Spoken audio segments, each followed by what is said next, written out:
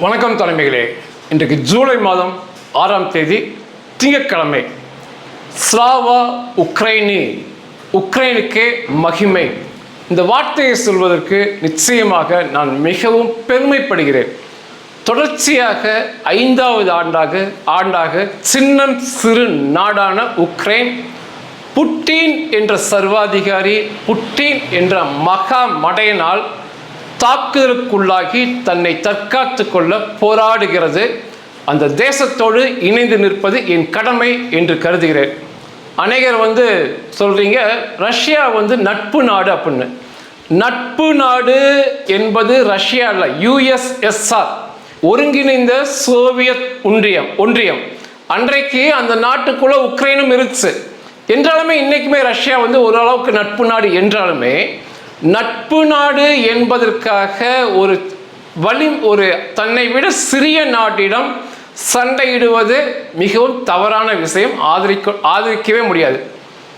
வரலாற்றில் மிகப்பெரிய சர்வாதிகாரி என்று இந்த மகா மடையன் புட்டின் பதியப்படுவான். ஏன் சொல்றேன்னா, இப்போ நீங்க ஒரு மேப் பார்க்குறீங்க, இதுதான் இன்றைய நிலைமை.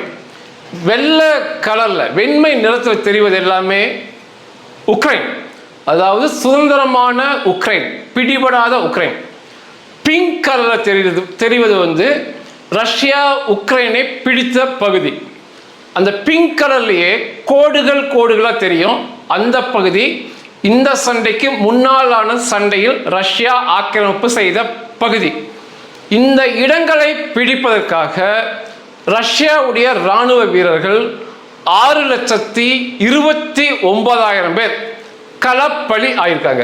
இந்த இடங்களை பிடிப்பதற்காக 10 லட்சம் பேருக்கு மேல அங்க இனம் தாக்குதலுக்கு உள்ளாகி வீடுகளில் ஓய்வெடுக்கிறாங்க. கிட்டத்தட்ட ஒரு 16 லட்சம் பேர் ரஷ்யாவில் ஆண்களுடைய வாழ்க்கையே முடிஞ்சது.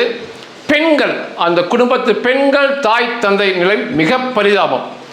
எந்த வித இலக்குமே இன்றி இந்த புட்டினுடைய சண்டை தொடர்கிறது.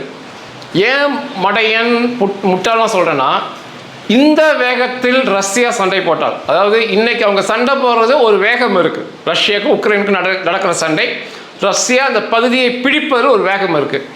விஞ்ஞான ரீதியாக இந்த அளவில் ரஷ்யா சண்டை போட்டால் உக்ரைனை பிடிப்பதற்கு இன்னும் 15 வருஷம் ஆகும். முழு உக்ரைனை பிடிப்பதற்கு. அதை தாண்டி இன்னும் 15 லட்சம் இராணுவ வீரர்கள், ரஷ்ய இராணுவ வீரர்கள் உயிரை கொடுக்க வேண்டியிருக்கும். இதில் ஏதாவது குறிக்கோள் இருக்கா அப்படின்னா கூட நம்ம இந்த போரை ஆதரித்து பேசலாம். இப்போ இஸ்ரேல் காசாவை தாக்குறாங்க, லெபனானை தாக்குறாங்கன்னா, ஈரானை தாக்குறாங்கன்னா பயங்கரவாதத்திற்கு எதிராக போராடுகிறார்கள். மேலும் இஸ்ரேல் மீது முதல் வரலாறுக்கான தாக்குதல் நடத்தியது காசா ஹமாஸ் பேடிகள் தான். இனப்படுகொலை நோக்கி தான் அந்த காசா நகர மக்கள் எல்லாமே இஸ்ரேலுக்குள்ள வந்தாங்க. திரும்ப அப்படி ஒரு நகரம் இல்லாமல் பண்ணுவது இஸ்ரேல் கடமை. அதனால இஸ்ரேல் சண்டையில் இஸ்ரேலோடு இணைந்து நிற்கிறேன். நீங்க யாராவது ஒருவர் நீங்க சொல்லுங்க பார்க்கலாம், உக்ரைன் ரஷ்யாவிற்குள் பயங்கரவாதம் பண்ணாங்க, எல்லை தாண்டிய பிரச்சனை பண்ணாங்க, உக்ரைன் உலக நாடுகளில் தீவிரவாதம் விதைத்தார்கள், சண்டைக்கு போனாங்கன்னு ஏதாவது நீங்க சொல்ல முடியுமானா நிச்சயமாக சொல்லவே முடியாது. உக்ரைன் தன்னுடைய தேசத்தை பார்த்து வளர்ந்து கொண்டிருந்த தேசம். தேவையில்லாம மகா மடையன் போல புட்டினுடைய செய்யும் காரியம். புட்டினுக்கு ரஷ்ய மக்கள், ரஷ்ய இராணுவ வீரர்கள் பற்றியும் கவலை இல்லை, உக்ரைன் மக்கள், உக்ரைன் இராணுவ வீரர்கள் பற்றியும் கவலை இல்லை. தோல்வியை நோக்கி நடந்து கொண்டிருக்கும் சண்டையில் 5வது வருடமாக தொடர்ச்சியாக சண்டையிடுவது புட்டின் வரலாறில் சர்வாதிகாரி, ஹிட்லரை போல சர்வாதிகாரி என்றே நிச்சயம் பதியப்படுவான். அப்படிதான் என்னால் நிச்சயமாக பேசப்படும். இன்றைய நாட்களில் இந்த சண்டை மிக உக்கிரமாக இப்போ போயிட்டு இருக்கு. இன்னைக்கு அங்கே சண்டை மிக பயங்கரமாக போகுது. ஏனென்றால் குளிர்காலம் வருவதற்குள்ள ரஷ்யாவை முடமாக்கி ஒரு பேச்சுவார்த்தையில் உட்கார வைத்து சண்டை நிறுத்தம் கொண்டு வர வேண்டும் என்ற ஒரு தீவிரமான முடிவில் உக்ரைன் இராணுவ வீரர்கள், உக்ரைன் இராணுவம் மிகப்பெரிய தாக்குதலை ரஷ்யாவுக்குள்ள நடத்திக்கிட்டு இருக்காங்க.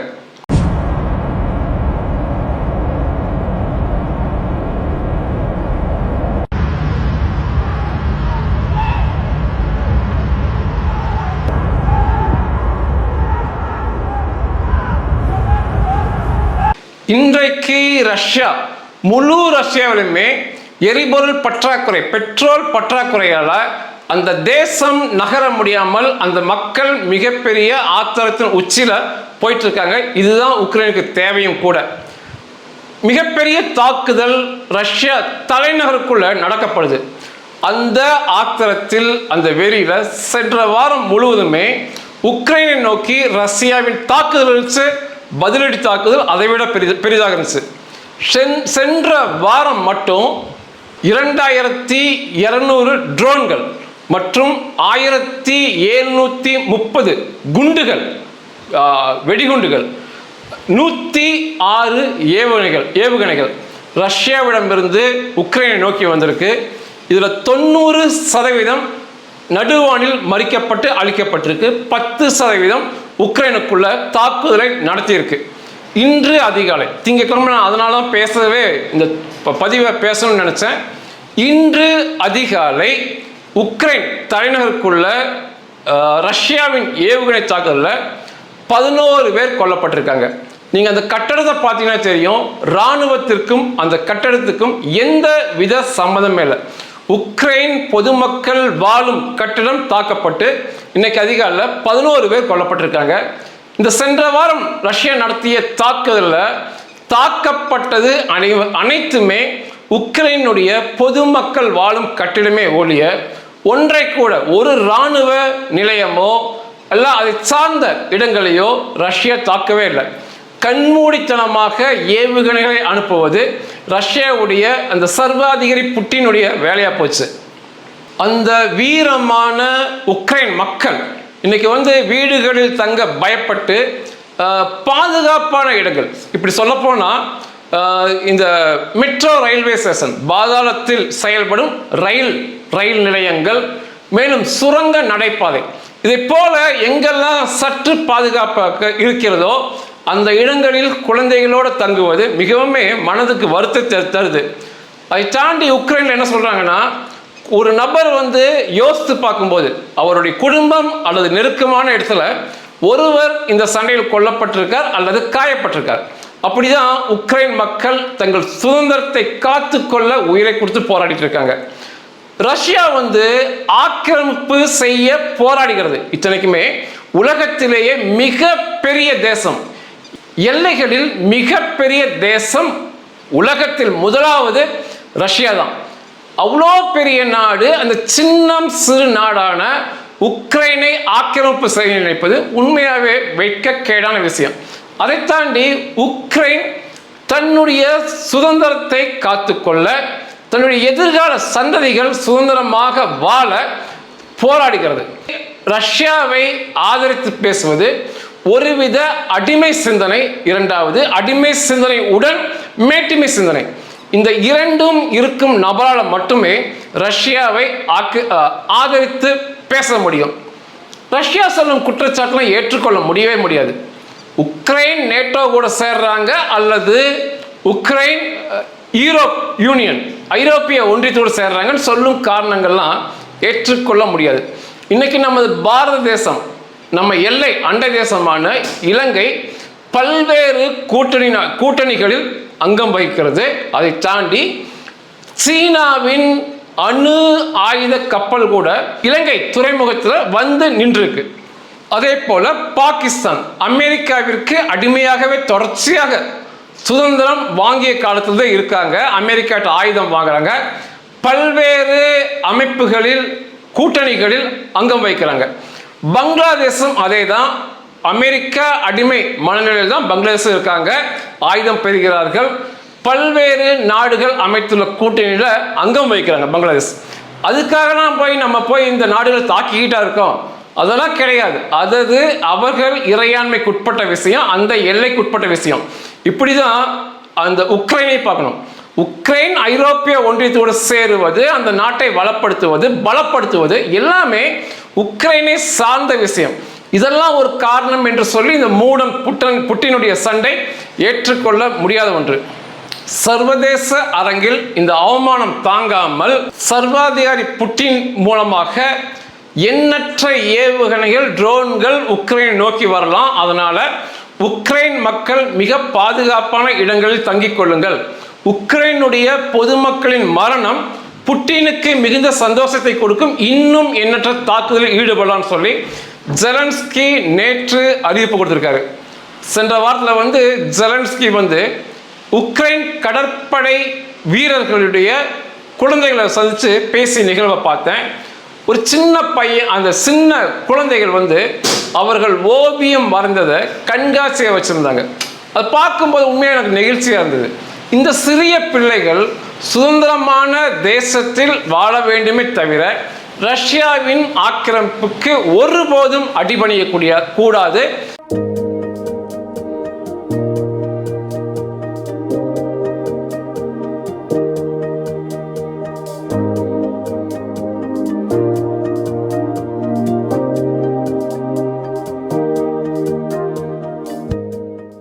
ரஷ்யாவுடைய தாக்குதலை பார்த்தோம். உக்ரைனுடைய பதிலடி தாக்குதல் மிக கடுமையாக ரஷ்யாக்குள்ள போயிட்டு இருக்கு. இன்றைக்கு அங்கே பெட்ரோல் இல்லை. ஒரு 4 நாட்களுக்கு முன்பாக செயின்ட் பீட்டர்ஸ்பர்க் என்ற நகரம் ரஷ்யாவில் மாஸ்கோவுக்கு அடுத்து 2வது முக்கியமான நகரம் செயின்ட் பீட்டர்ஸ்பர்க். இங்கிருந்து உக்ரைனிலிருந்து தாக்குதல் நடத்த வேண்டும் என்றால் 1100 கிலோமீட்டர் தூரம் செல்லக்கூடிய ட்ரோன்கள் வர வேண்டும். அங்குள்ள எண்ணெய் சுத்திகரிப்பு நிலையம் இரண்டுமே ரஷ்யாவில் மிக பெரியது. தாக்குதலுக்கு உள்ளாகி முற்றாக சேதப்படுத்தப்பட்டது.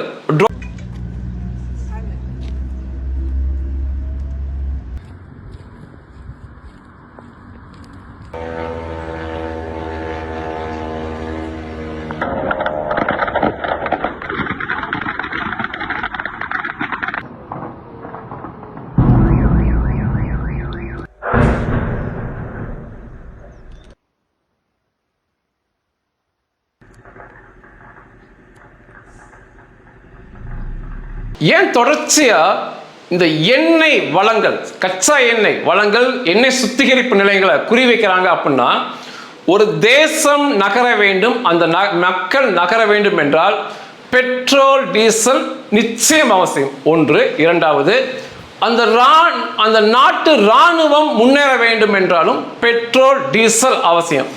அதனால குறிவைத்து ரஷ்யாவுடைய எண்ணெய் வளங்களை அடிச்சு காலி பண்றாங்க, தொடர்ச்சியாக அடிச்சு காலி பண்றாங்க. ரெண்டாவது, ரஷ்யா முதல்ல உலகத்தில் அதிகமாக சம்பாதித்தது ஆயுத ஏற்றுமதியில் தான் சம்பாதிச்சாங்க ரஷ்யா. இந்த போருக்கு முன்னால ரஷ்யா உலகத்தில் 30% ஆயுத தேவைகள், 100ல் 30% ஆயுதங்கள் ரஷ்யாவிடம் இருந்து தான் உலக நாடுகள் முழுவதுக்கு போச்சு. இன்னைக்கு அது குறைந்து 6.8% ரஷ்யாவுடைய ஆயுத ஏற்றுமதி சுருங்கி இருக்கு. காரணம், ஆயுதங்கள் தயாரிக்கும் தொழிற்சாலைகளை குறிவைத்து உக்ரைன் தாக்குறாங்க. இரண்டாவது, சண்டை போடுவதற்கு அவர்களுக்கு ஆயுதம் தேவை, ரஷ்யாவுக்கு அவர்கள் ஆயுதம் தேவை. அதை தாண்டி அதற்கடுத்து அதிகமாக சம்பாதித்தது எண்ணெய்கள், கச்சா எண்ணெய்கள் மூலமாக, பெட்ரோல் டீசல், இந்த பொருட்கள் மூலமாக ரஷ்யா நல்லா சம்பாதிச்சாங்க. இன்னைக்கு குறிவைத்து அதை தாக்குவதன் மூலமாக ஏற்றுமதியும் பாதிக்கப்பட்டு உள்நாட்டு ரஷ்யாவுடைய பெட்ரோல் டீசல் தேவைகள் திண்டாட்டமான நிலையில் அந்த மக்கள் பல கிலோமீட்டர்கள் வரிசையில் காத்து நின்று டீசல் பெட்ரோல் நிரப்புவதை பார்க்க முடிகிறது.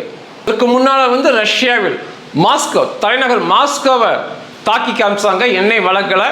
அதை தாண்டி கிரிமியா, ரஷ்யாவுடைய ஆக்கிரமிப்பு பகுதி, அது உக்ரைனுடையது, அங்கே தாக்கி பாலங்களை அழித்தார்கள். 3 தினங்கள் முன்னால செயின்ட் பீட்டர்ஸ்பர்க் நகரத்துக்குள்ள மிக பிரம்மாண்டமான எண்ணெய் சுத்திகரிப்பு நிலையங்கள் காலியாக இருக்கு. இதற்காக 500 ட்ரோன்களை உக்ரைனிலிருந்து ரஷ்யாக்குள்ள போயிருக்கு. 10 பிளமிங்கோ ஏவுகணைகள் உக்ரைனுடைய தயாரிப்பு வெற்றிகரமாக ரஷ்யாவுடைய வான் பாதுகாப்பு சாதனைகளை மீறி கணிசமாக இந்த தாக்குதலை மேற்கொண்டிருக்கு. இப்போ அதிகமாக ட்ரோன் மூலமாக தாக்குதல் நடத்துவது உக்ரைனுடைய வழக்கமாக போச்சு. இந்த ரஷ்யா என்ற வல்லரசு நாளை தோற்று நிற்பதற்கு காரணமாக சொல்வது முதல்ல உக்ரைன் இராணுவ மாவீரர்கள், எந்தவித மாற்று கருத்துமே இல்லை. 1,00,000 பேர் உயிரை கொடுத்துருக்காங்க.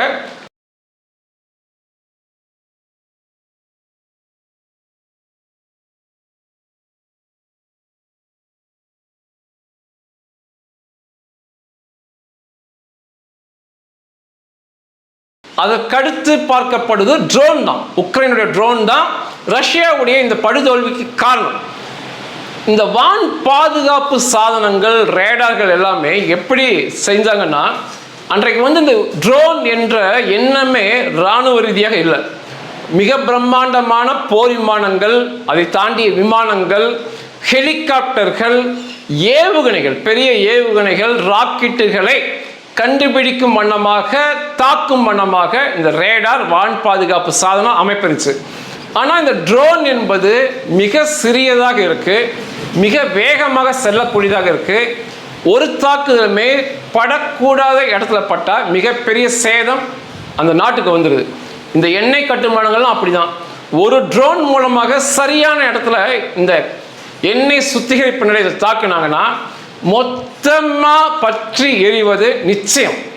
இந்த ட்ரோன் தாக்குதல், தொடர்ச்சியான ட்ரோன் தாக்குதலில் ரஷ்யா வந்து அதிகாரப்பூர்வமாக சொல்வது, ரஷ்யா சொல்வது 42.74% கச்சா எண்ணெய் சுத்திகரிப்பு நிலையங்கள் முற்றாக தாக்கப்பட்டு உற்பத்தி நிறுத்தப்பட்டிருக்கு. கிட்டத்தட்ட பாதிக்கு பாதி அந்த பெட்ரோலை பெற்றுக்கொள்ளும் நிறுவனங்கள், செய்யும் நிறுவனங்கள் முடமாக்கப்பட்டிருக்கு ரஷ்யா சொல்வது.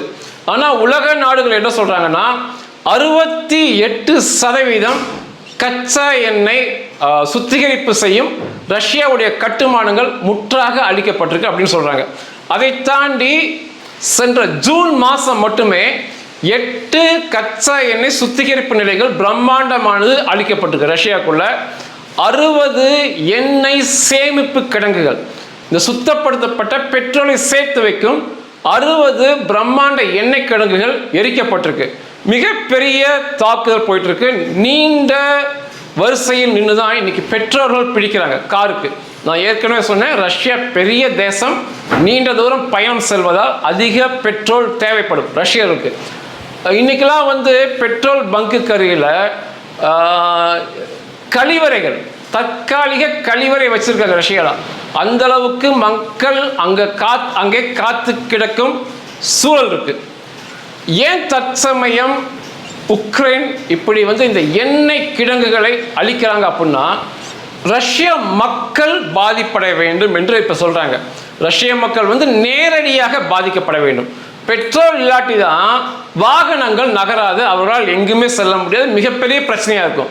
நமக்கு வந்து இங்க ஒரு 10 நாள் பெட்ரோல் டீசல் இல்லைன்னு சொல்லி பார்த்தா இந்தியாவை மிகப்பெரிய பிரச்சனை பண்ணிடுவாங்க மக்கள். அந்த மக்கள் நேரடியாக பாதிக்கப்பட வேண்டும் என்ற குறிக்கோளில் இன்னைக்கு அந்த எண்ணெய் கட்டுமானங்கள் ரஷ்யாவில் பற்ற வைக்கப்படுகிறது. நிச்சயமாக மக்கள் தெருவிற்கு வந்து இந்த சர்வாதிகாரி புட்டினுக்கு எதிராக போராட வேண்டும், அந்த ஆட்சியை முடித்து புதிய தலைவரை தேர்ந்தெடுக்க வேண்டும் என்ற எண்ணத்தில் இந்த எண்ணெய் கட்டுமானங்கள் அளிக்கப்படுது. அதை தாண்டி இராணுவ ரீதியான ஆயுதங்கள் உற்பத்தி செய்யும் இடங்கள் இதைவிட மிக அதிகமாக அளிக்கப்படுது ரஷ்யாக்குள்ள.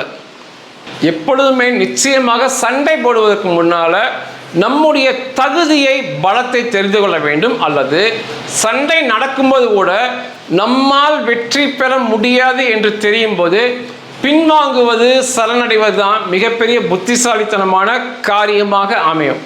ஆனால் இந்த சர்வாதிகாரி புட்டின், அந்த மூடன் புட்டின் வந்து அவன் குடும்பம் நன்றாக இருப்பதால வேற எதை பற்றியும் கவலைப்படவில்லை. நிச்சயமாக நவீன ஹிட்லர் என்று தான் புட்டினை பதிவு செய்ய முடியும். இன்னைக்கு போடுற சண்டையை போல, இன்னைக்கு போடுற வேகத்தில் எல்லைகளை பிடிக்கும், உக்ரைன் இடங்களை பிடிப்பது போல சண்டையை போட்டிருந்தாங்கன்னா 5150 நாட்கள் துல்லியமாக, நான் தொடக்கத்தில் வந்து சற்று வித்தியாசப்பட்டு சொன்னேன், 5150 நாட்கள் துல்லியமாக ரஷ்யாவுக்கு தேவைப்படும். இது 14 வருஷம் வருது, 14 வருஷம் எடுத்துக்கும். விஞ்ஞான அடிப்படையில் ரஷ்யா ஒருவேளை ஜெயிக்க வேண்டும் என்றால் முதல்ல 6 மாதம், முதல் சண்டை ஆரம்பித்து 6 மாதத்தில் 2190 சதுர கிலோமீட்டர் இடத்தை உக்ரைனில் ரஷ்யா பிடிச்சாங்க முதல் 6 மாதத்தில். கடைசி 6 மாதத்தில், இந்த கடைசி 6 மாதத்தில் வெறும் 622 சதுர கிலோமீட்டர் தான் பிடிச்சிருக்காங்க. மிகப்பெரிய தேக்க நிலை ரஷ்யாவிடம் தெரியுது இந்த சண்டையில், அவர்கள் போடும் சண்டையில். அதை தாண்டி முதல்ல வந்து சண்டை போடும்போது ஒரு சதுர கிலோமீட்டரை உக்ரைன் இடத்தை ஒரு சதுர கிலோமீட்டர் பிடிக்க 68 ரஷ்ய இராணுவ வீரர்கள் களப்பலியானாங்க. இப்போ கடைசியாக ஒரு சதுர கிலோமீட்டர் உக்ரைனுக்குள்ள பிடிக்க 1298 ரஷ்ய இராணுவ வீரர்கள் பலியாகிறாங்க. ஒரு சதுர கிலோமீட்டர் பிடிக்க கடந்த ஜூன் மாதத்தில் ரஷ்யா உக்ரைன் நேருக்கு நேர் சண்டை போடும் இடங்களில், ஃப்ரண்ட் லைன் அப்படிம்பாங்க, நேருக்கு நேர் சண்டை போடும் இடங்களில் ஒவ்வொரு 52 வினாடி, ஒரு நிமிஷம் கூட இல்லை, ஒவ்வொரு 52 வினாடிக்கு ஒரு முறை ரஷ்யாவுடைய ஏதாவது இடம், ரஷ்யாவுடைய இராணுவ வீரர்கள் தாக்கப்பட்டு அழிக்கப்பட்டனர், கொல்லப்பட்டனர். ஒவ்வொரு 52 வினாடிக்கும். அதை தாண்டி சமீபத்தில் மட்டுமே 50,147 ரஷ்யாவுடைய இலக்குகள் முற்றாக அளிக்கப்பட்டிருக்கு. மிகப்பெரிய பேரழிவை நோக்கி ரஷ்யா போயிட்டு இருக்கு. ஆனால் அதை உணராமல் மூடன் புட்டின் செயல்படுவது தான் சர்வாதிகாரி என்று சொல்ல வைக்குது.